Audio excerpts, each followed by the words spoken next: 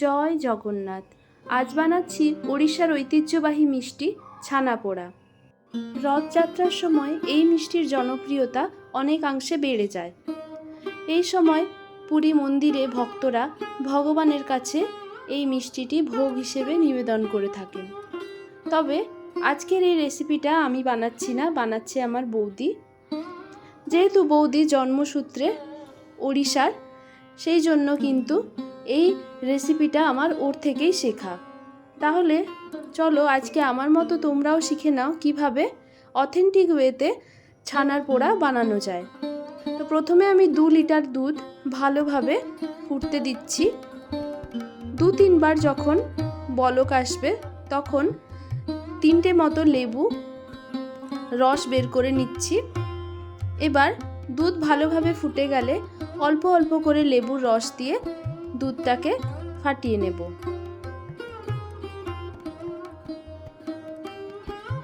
ছানা কাটানো হয়ে গেছে। এরপর আমি একটা স্ট্রেনার নিয়ে এই যে ছানা কাটিয়েছি এটাকে ঢেলে নেব। চাইলে আপনারা এর ওপর কোনো মসলিন কাপড় নিয়ে ছানাটাকে জল থেকে আলাদা করে নিতে পারেন। আমি কিন্তু নর্মাল যে স্ট্রেনারগুলো বাড়িতে থাকে সেগুলোই ব্যবহার করছি। যেহেতু এই মিষ্টিতে খুব বেশি শুকনোভাবে জল ঝরানোর কিন্তু প্রয়োজন নেই। মোটামুটি 3-4 মিনিট মতো জলটা ঝরিয়ে নিয়ে এখন আরও কিছুক্ষণ এটাকে এভাবে ঝুলিয়ে রেখে দেব। এরপর যে পাত্রে মিষ্টির মণ্ডটা তৈরি করব সেখানে ছানাটাকে নিয়ে নিলাম।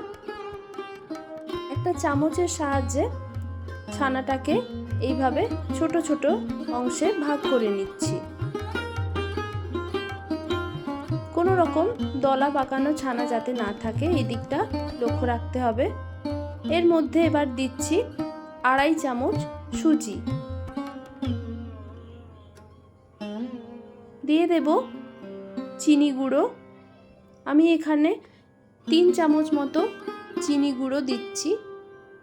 মিষ্টিটা আপনারা আপনাদের স্বাদ অনুযায়ী দিতে পারেন। দিয়ে দেব কনডেন্সড মিল্ক। এটা দিলে কিন্তু ছানা পোড়ার স্বাদ অনেক অংশে বেড়ে যায়। দিয়ে দিলাম এলাচ গুঁড়ো আর দেব কুচনো কাজু কিশমিশ, একটু বেশি করেই দিচ্ছি। এবার সব কিছু খুব ভালোভাবে মাখিয়ে নিতে হবে। ছানার জলটা যদি খুব বেশি ঝরানো হয়ে যায় সেক্ষেত্রে কিন্তু সুজিটা ফুলতে অনেকটাই দেরি হবে বা সুজিটা কিন্তু পুরোপুরি নরম হবে না। সেই জন্য ছানার মধ্যে অল্প অল্প জল থাকলেই কিন্তু এই মিষ্টির জন্য ভালো হবে। এইভাবে হাতের সাহায্যে খুব ভালোভাবে মাখিয়ে নিতে হবে। দিয়ে দিলাম 1 চামচ ঘি, আবারও সব কিছু ভালোভাবে মাখিয়ে নিলাম। মাখাতে মাখাতেই কিন্তু সুজি অনেকটাই নরম হয়ে যায়। এখন যে পাত্রে ছানা পোড়াটাকে বেক করব তাতে এরকম একটা কলা পাতা দিয়ে দিলাম নিচে। ওপর থেকে আরও কিছুটা ঘি মাখিয়ে নিলাম আর পাত্রের সাইডগুলোতেও কিন্তু এরকম ছোট ছোট কলা পাতা দিয়ে দিলাম। এরপর ছানা পোড়ার যে মণ্ডটা তৈরি হয়েছে সেটাকে ওই পাত্রে আমি ঢেলে নিচ্ছি।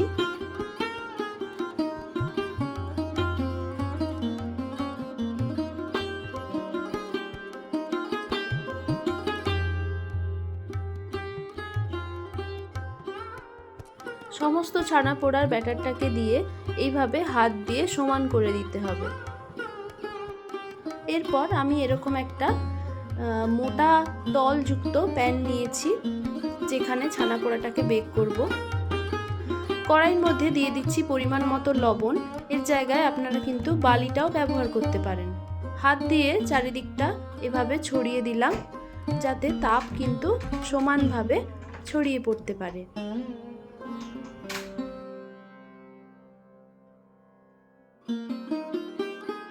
লবণের ওপর দিয়ে দেব খাবার রাখার এরকম একটা স্ট্যান্ড। তার ওপর থেকে যে পাত্রটা বেক করব সেটা বসিয়ে এরকম ঢাকনা দিয়ে দিয়েছি। ছানা পোড়াটা আমি বেক করেছি প্রায় 50 থেকে 55 মিনিট। দেখুন মোটামুটি ছানা পোড়া আমাদের বেক করা হয়ে গেছে। ভালোভাবে বেক হয়েছে কিনা এরকম একটা কাঠি দিয়ে চেক করে নিতে হবে। তারপর প্রায় এটাকে 1.5 থেকে 2 ঘন্টা রেখে দিয়েছিলাম, তারপর ডিমোল্ড করছি। দেখুন ওপর থেকে কিন্তু খুব সুন্দর একটা রং এসে গিয়েছে। ছানা পোড়া একদম তৈরি। সামনের রথযাত্রায় এই ছানা পোড়া বাড়িতে বানিয়ে খুব সহজেই কিন্তু সকলের মন জিতে নিতে পারো। জয় জগন্নাথ।